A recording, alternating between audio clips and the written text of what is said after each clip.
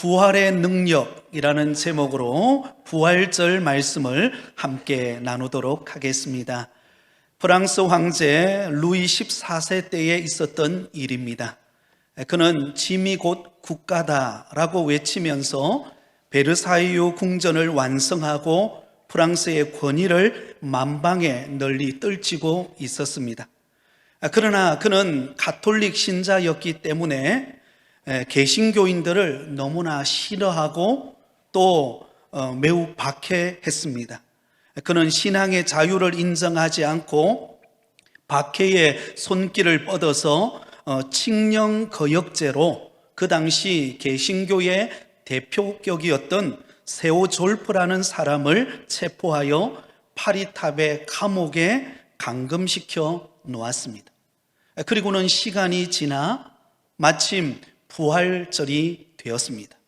루이 14세는 황제의 복장을 갖추고 호화찬란한 그런 부활절 행렬대를 거느리고 파리 시가지를 행진하고 있었습니다. 그때 높은 감옥의 탑 위에서 이 행렬을 내려다보던 세오졸프라는 사람이 하나님의 영감이 떠올라서 부활절 찬양을 힘있게 부르기 시작했습니다. 할렐루야, 우리 예수 부활 승천하셨네. 세상 사람 찬양하니 천사 화답하도다. 이렇게 힘있게 울려 퍼지는 그 부활 찬송을 지나가던 그 황제가 듣게 되었습니다. 그리고는 발을 멈추고 귀를 기울여 듣는데 너무나 의기양양하게 그렇게 은혜롭게 찬양하는 그의 찬양을 들었던 그 찬양을 들은 루이 14세 그 마음속에 양심의 찔림을 갖게 되었습니다. 부활하신 주님이 왕 중에 왕이 되신다라는 사실을 그가 한 번 더 깨달으면서 겸손해졌습니다. 그리고는 부활 축제 행렬을 잠시 멈추고는 그가 감옥으로 가서 그 세오졸프의 손을 붙잡았습니다.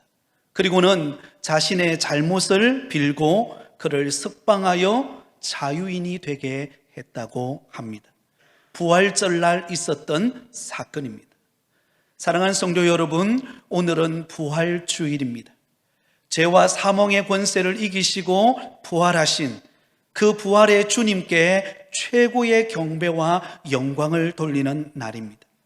오늘 이 시간 말씀을 듣는 가운데 저와 여러분에게 부활의 능력을 경험하는 축복이 있으시기를 예수님의 이름으로 간절히 소망합니다. 자, 오늘 우리가 함께 읽었던 본문의 말씀은 예수님께서 죽은 나사로를 살리신 사건이 기록되어져 있는 본문입니다. 베다니에서 사는 나사로는 예수님의 사랑하는 친구였습니다. 그에게는 두 명의 여동생이 있었는데요, 마르다와 마리아라고 하는 남매가 두 동생이 있었습니다. 얼마나 이들이 예수님을 사랑했는지 예수님께서 베다니를 지나가실 때마다 항상 나사로의 집에 들려셔서 함께 식사하고 함께 교제하며 사랑을 나누었습니다. 그런데 어느 날 나사로가 심한 중병에 걸려서 목숨이 위태로운 다급한 상황이 되었습니다. 그러자 마르다와 마리아는 급히 예수님이 계신 곳에 사람을 보내어서 사랑하는 오빠가 지금 나사로가 병들어 죽게 되었으니 와서 도와달라고 요청을 했습니다. 그런데 여러분, 이게 웬일입니까? 다른 때 같았으면 누구보다도 예수님이 기뻐서 나사로의 집에 찾아가셨을 텐데 이 다급한 상황에 무슨 이유인지 모르게 예수님은 미적거리며 가지를 않습니다. 그리고는 이틀을 더 그곳에 머물게 됩니다. 그런 사이에 무슨 일이 발생하죠? 바로 이 나사로가 그만 죽게 되었습니다. 여러분, 그 당시 유다 나라 풍습은요, 하루장, 일반적으로 하루에 장사를 치릅니다. 우리나라의 경우에는 보통 3일장을 치르죠. 요즘에는 조금 더 늘어나서 5일장 이렇게 하는 경우도 있습니다만은 대개 3일장으로 장례를 치릅니다. 그러나 유다 나라는 그날 죽으면 그날 장례를 치릅니다. 왜냐하면 날씨가 무덥기 때문에 오래 두면 안 되기 때문입니다.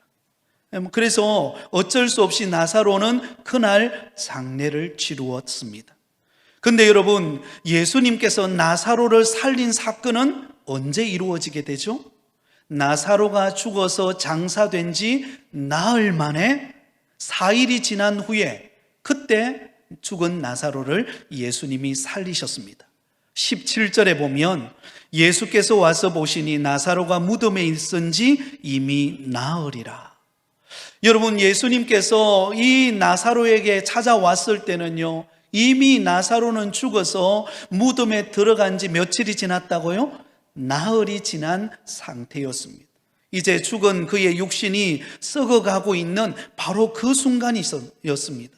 그런데 예수님께서 그 죽은 나사로를 향하여 나사로야 나오라고 말씀했을 때 죽은 나사로가 살아나는 기적의 역사가 일어났습니다. 할렐루야.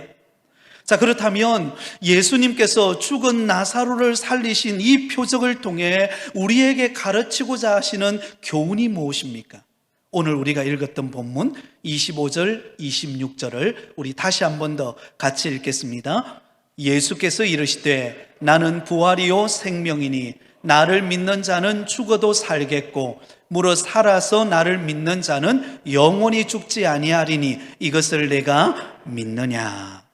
여러분, 예수님께서 이미 죽어서 장사되어 무덤에 들어간 지 나흘이나 지난 그 나사로를 살리신 이 사건을 통하여 우리 예수님께서 우리에게 말씀하시고 교훈하고자 하시는 것은 무엇입니까? 바로 부활신앙의 믿음과 능력을 보여주기 위함입니다. 부활의 능력을 우리에게 나타내 보여주기 위함이었습니다. 예수님은 나사로가 죽어 썩어가고 있는 그때 나흘이 지난 그 무덤에 찾아가셔서 예수님이 죽은 나사로를 살리셨습니다. 이것을 통하여 예수님은 부활의 주가 되시고 부활의 첫 열매가 되심을 우리에게 보여주셨습니다. 다시 말하면 장차 우리도 다시 살려주실 것에 대한 말씀을 담고 있다라는 것입니다. 사랑하는 성도 여러분, 저와 여러분은 나사로처럼 언젠가는 죽음 앞에 다다르게 될 것입니다. 여러분, 우리가 이 땅에 태어날 때는 순서가 있죠. 그러나 우리가 이 땅을 마감하는 날에는 순서가 없습니다. 우리가 언제 하나님의 부름을 받을지 아무도 아는 사람이 없습니다. 그러나 분명한 사실은 우리 모두는 반드시 죽는다라는 것입니다. 우리가 이 땅의 생애를 끝나고 죽어서 한 줌의 재가 되든 아니면 땅에 묻혀서 이제 세월이 지나 우리의 모든 몸과 뼈가 다 썩어 없어지든 우리는 언젠가는 죽음을 맞이하게 됩니다. 그러나 여러분, 우리에게 죽음의 권세를 이기시고 부활하신 예수님이 계시기 때문에 나사로가 죽었다가 다시 살아난 것처럼 저와 여러분이 다시 살아나 우리 주님과 함께 영원히 천국에서 영생 복락을 누리는 그날이 우리 앞에 찾아오고 있음을 기억하시기 바랍니다. 여러분, 이것이 우리 예수 믿는 사람들의, 성도들의 가장 큰 축복입니다. 자, 그렇다면 오늘 이 시간 부활신앙을 가진 우리 성도들이 가져야 하는 구체적인 부활의 능력은 무엇일까요? 부활의 능력은 어떤 것일까요? 그 첫 번째는 죽음에도 결코 침몰당하지 않는 부활의 능력이 있음을 믿으라는 것입니다. 우리에게는 죽음이 찾아옵니다. 그 죽음이 찾아오지만 결코 그 죽음에 침몰되어지는 존재가 아니라 부활의 영광을 맞이하는 때가 우리 앞에 있음을 기억하실 수 있기를 바랍니다. 여러분, 기독교가 다른 종교와 다른 가장 큰 특징이 무엇일까요? 그것은 바로 부활신앙입니다. 기독교 신앙에는 죽음까지도 이기시는 기적의 역사가 있습니다. 여러분, 세상의 종교를 창시한 모든 그 창시자들은 다 어떻습니까? 이 땅을 살다가 죽음으로 끝나버렸습니다. 그러나 우리 예수님께서는 죽음으로 끝난 것이 아니라 십자가에 못 박혀 죽으신 지 사흘 만에 부활하심으로 말미암아 우리 예수님은 부활의 능력을 나타내 주셨습니다.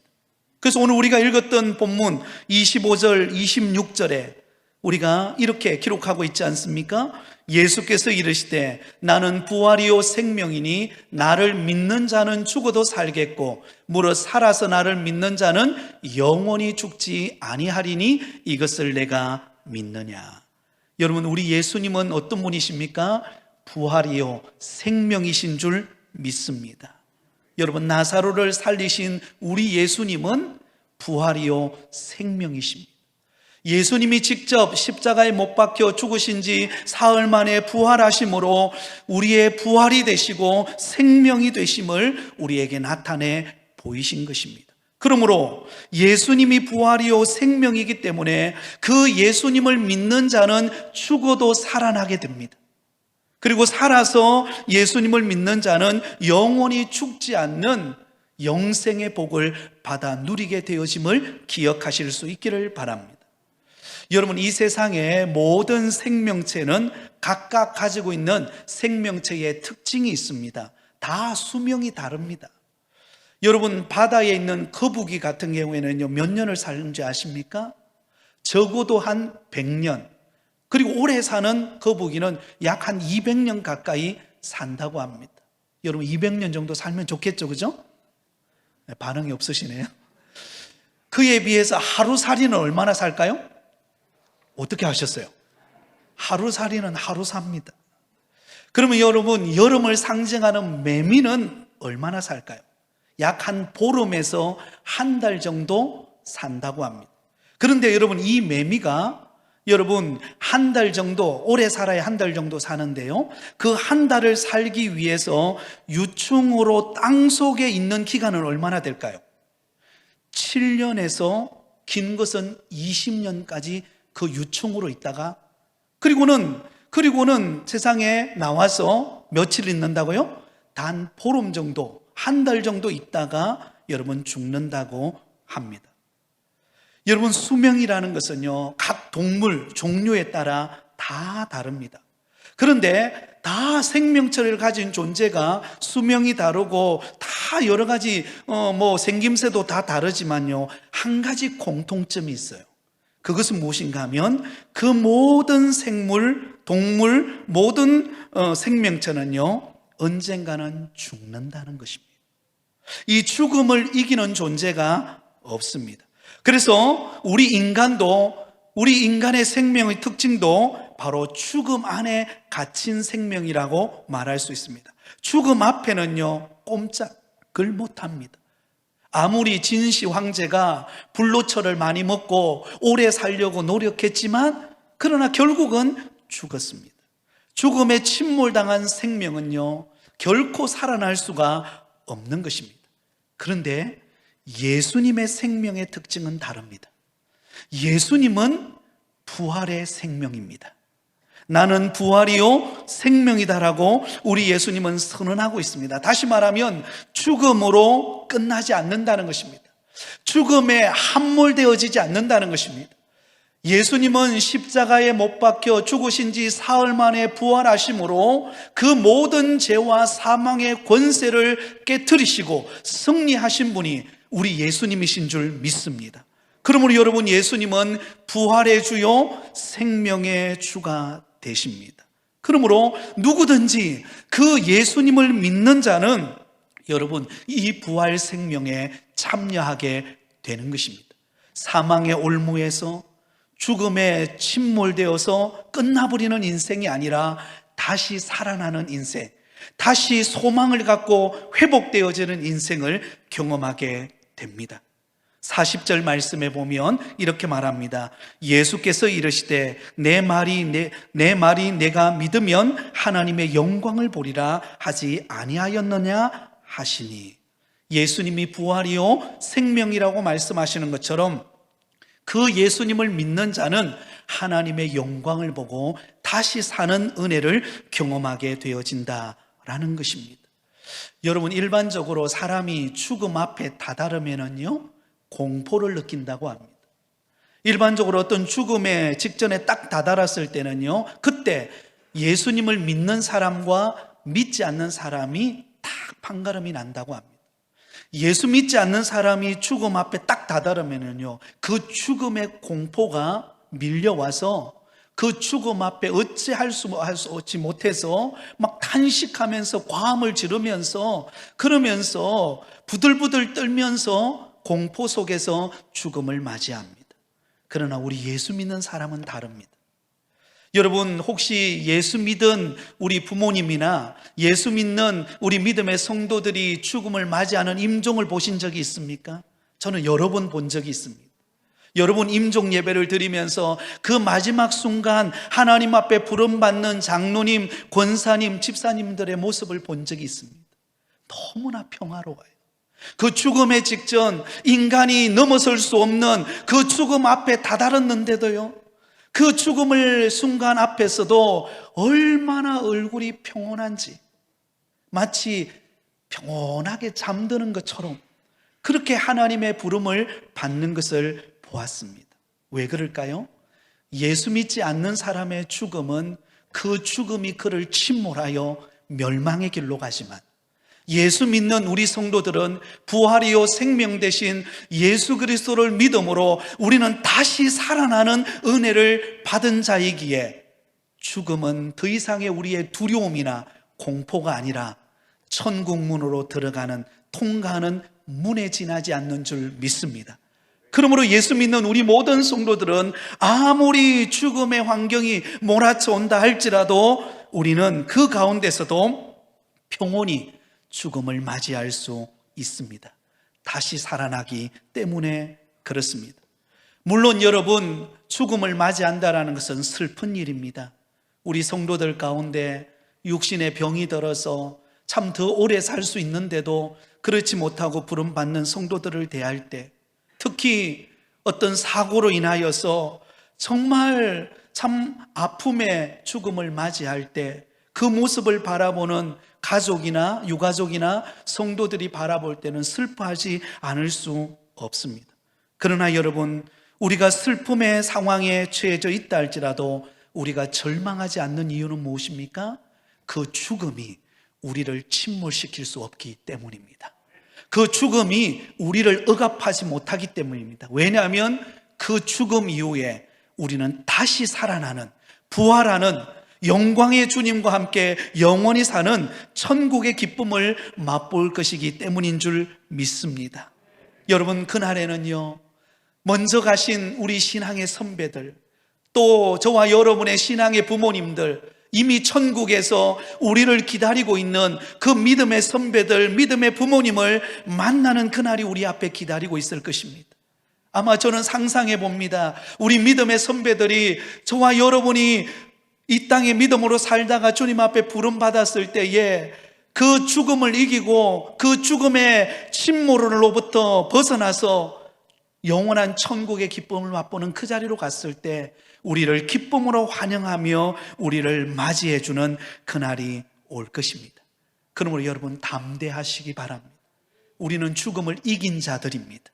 예수님이 사망과 죄의 권세를 이기심으로 부활의 능력으로 승리하신 것처럼 저와 여러분은 죽음을 이기고 영원한 천국의 기쁨을 맛보며 살아갈 존재라는 사실을 기억하시기 바랍니다. 그래서 여러분, 사도 바울은 복음 전하는 것 때문에 얼마나 죽음의 위기들이 많았습니까? 얼마나 많은 고통을 경험했습니까? 죽을 위기도 수없이 많이 당했습니다. 그러나 사도 바울은 이렇게 고백합니다. 내가 살아도 주를 위하여 살고 내가 죽어도 주를 위하여 죽는다. 내가 사는 것도 주의 영광이고 내가 때가 되어 하나님의 부름을 받아 죽음을 맞이하여 천국에 가는 것도 영광이다. 그러면 여러분, 사도 바울은 내가 살아도 주를 위하여, 내가 죽어도 주를 위하여 사는 그 인생이 되었기에 죽음도 두렵지 않았습니다. 할렐루야. 여러분, 죽음은 두려움이 아닙니다. 죽음은 우리를 함몰시킬 수 없습니다. 죽음은 천국으로 들어가는 관문인 것입니다. 그러면 저와 여러분은 사도 바울처럼 살아도 주를 위하여 살고 죽어도 주를 위하여 죽는 여러분 되기를 바랍니다. 제가 말씀을 준비하다가 이 찬양이 생각이 났어요. 우리 같이 부르면 좋겠다라는 마음이 들었습니다. 이제 내가 살아도 주를 위하여 살고. 한번 같이 불러볼까요? 이제 내가 살아도 주 위에 살고 이제 내가 죽어도 주 위에 죽네. 하늘 영광 보여주며 하늘 영광 보여주며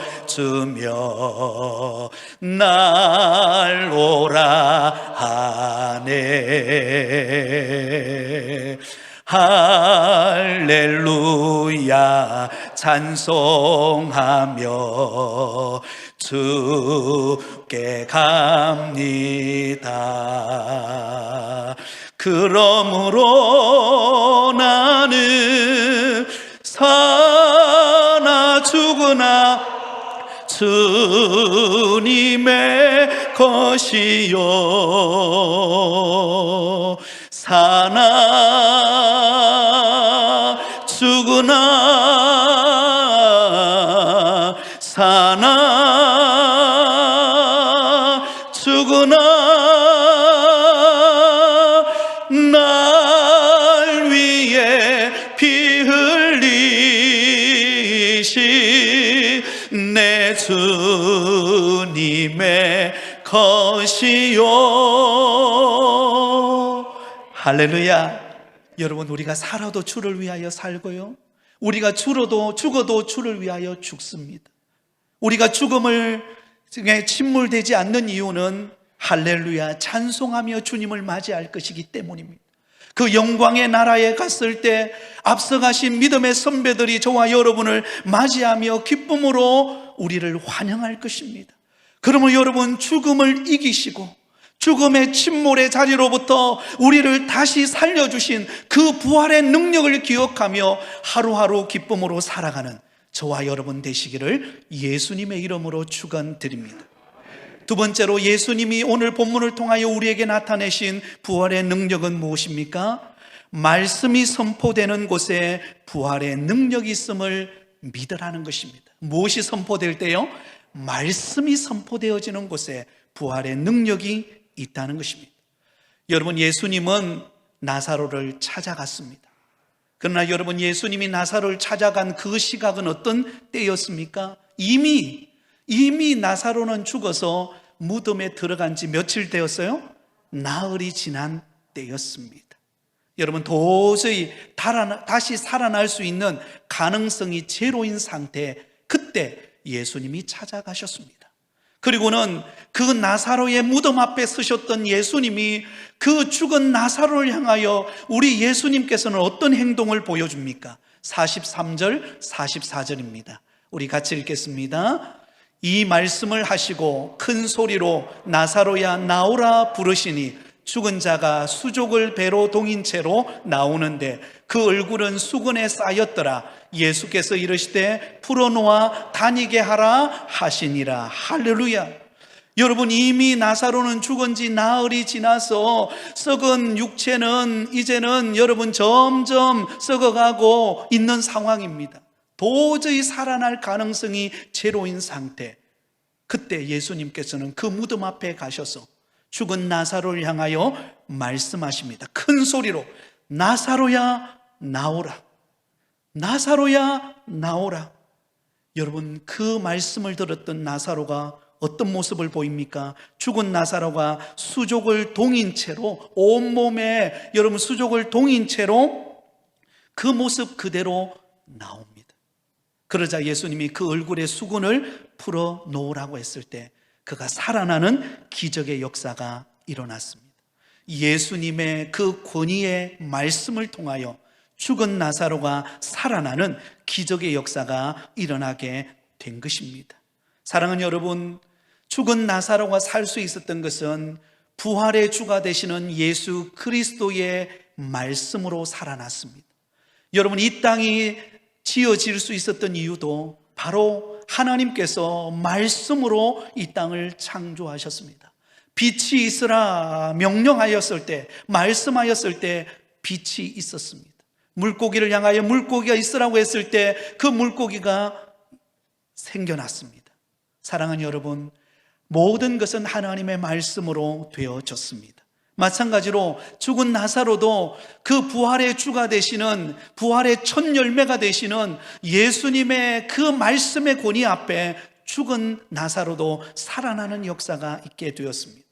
여러분, 나사로가 살아난 것처럼 언젠가 저와 여러분의 이름을 부를 때 우리도 다시 살아나는 역사가 있을 것입니다.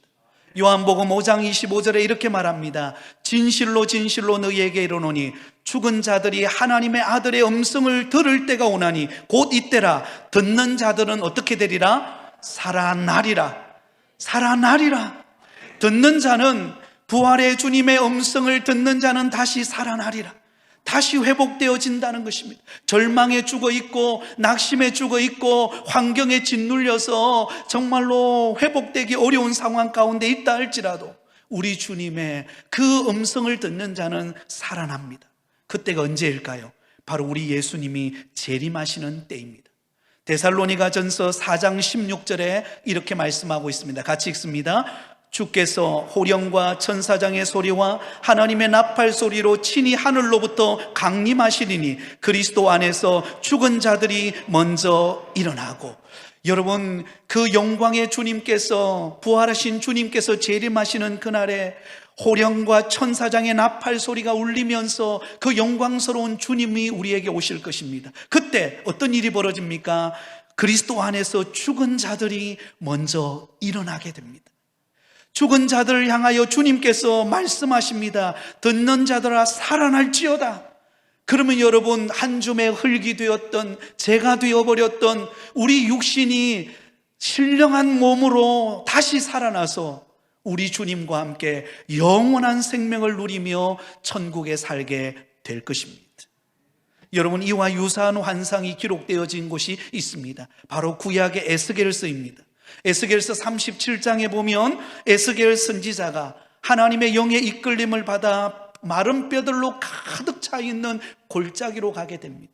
그때 하나님께서 그 골짜기 가운데 에스겔 선지자의 눈을 열어 환상을 보게 하셨습니다. 우리 하나님께서 그 마른 뼈들을 향하여서 외치라고 말했을 때에 그 마른 뼈들이 살아나는 역사가 일어납니다. 에스겔서 37장 4절 5절 우리 같이 읽겠습니다. 또 내게 이르시되 너는 이 모든 뼈에게 대언하여 이르기를 너희 마른 뼈들아 여호와의 말씀을 들을지어다. 주 여호와께서 이 뼈들에게 이같이 말씀하시기를 내가 생기를 너희에게 들어가게 하리니 너희가 살아나리라. 할렐루야. 마른 뼈들을 향하여 하나님의 말씀이 선포되어질 때 말라서 메말라서 도저히 살아날 수 없는 그 마른 뼈들이 거룩한 군대가 되어 살아나는 역사가 있게 되었습니다. 주님의 말씀의 능력입니다.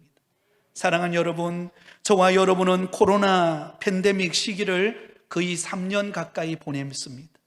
여러분, 그동안 이 코로나 팬데믹의 과정을 보내면서 정말 제대로 된 우리가 이전에 그 누렸던 그 은혜, 그리고 정말 마음껏 활동하며 지냈던 그런 환경을 우리가 살지를 못했습니다.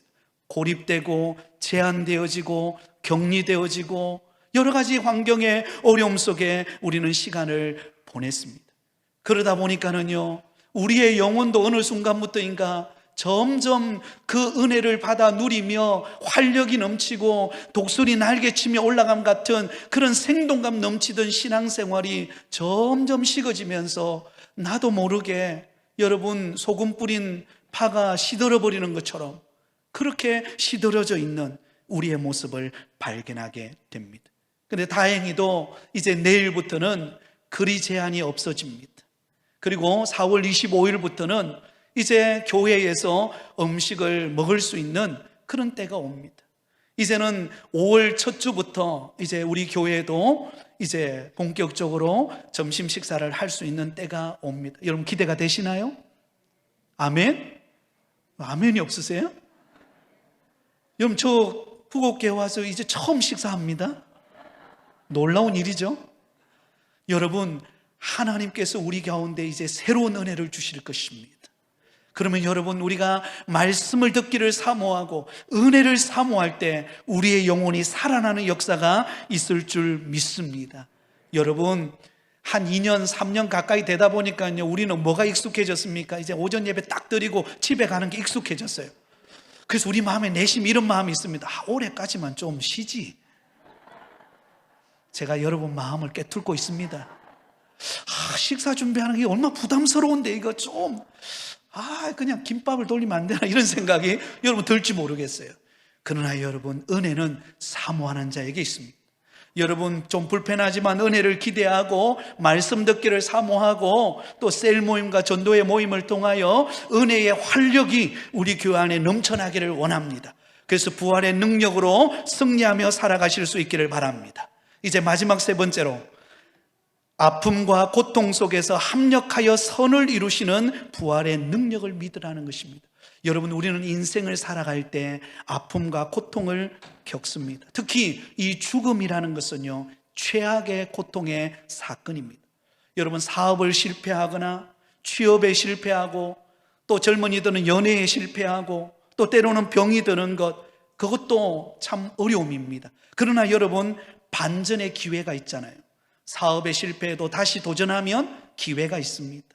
취업도 기회가 있고 연애도 있죠. 끝난 것 같지만 기회가 있습니다. 여러분, 육신의 아픔도 은혜 가운데 잘 치료하고 하나님의 도우심을 구하면 회복되어지는 역사가 일어날 줄 믿습니다. 근데 여러분, 죽음을 거스릴 존재는 없어요. 죽음을 이길 뛰어넘을 존재는 없습니다. 예수님이 너무나 사랑했던 나사로, 마르다, 마리아, 그의 가정에 무엇이 찾아왔어요? 죽음의 그림자가 찾아왔어요. 이것은 아픔이요 고통이었습니다. 그리고 예수님께 요청을 구했습니다. 예수님, 와서 도와주세요. 여러분, 이전 같았으면 예수님이 당장 달려올 것 같았는데 예수님이 이틀을 더 머무시고, 그리고 나사로가 죽은 지 나흘이 되었어야 이제 다 끝나버린 상황에서 예수님이 그 나사로의 무덤에 도착했을 때 마르다와 마리아의 마음이 얼마나 속상할까요? 예수님에 대한 섭섭한 마음이 없었을까요? 있었을 거라고 저는 예상합니다. 그러나 예수님이 왜 그렇게 하셨을까요? 그 아픔과 고통 속에서 오래 참게 하신 이유가 무엇일까요? 바로 우리 예수님은 단순히 육신의 질병만을 고쳐주시는 주님이 아니라 부활의 능력의 주가 되심을, 죽은 자를 다시 살리시는, 그래서 그 어떤 사망의 그늘에 짓눌려 있는 인생이라도 다시 살려주시는 이 부활의 능력을 경험하게 하시기 위하여 우리 예수님은 기다리셨던 것입니다. 사랑하는 여러분, 때로는 우리가 인생의 길을 걸어갈 때 기다려야 될 때가 있습니다. 때로는 우리 가정에 예상치 못했던 환난과 시련의 바람이 불어올 때, 하나님, 왜 우리 가정에 이런 아픔을 주십니까? 왜 이런 고통을 주십니까? 때로는 한탄하고 싶을 때가 있을 것입니다. 그러나 여러분, 그때 기억하시기 바랍니다. 로마서 8장 28절, 저와 여러분에게 주시는 약속의 말씀입니다. 우리 같이 읽겠습니다. 시작.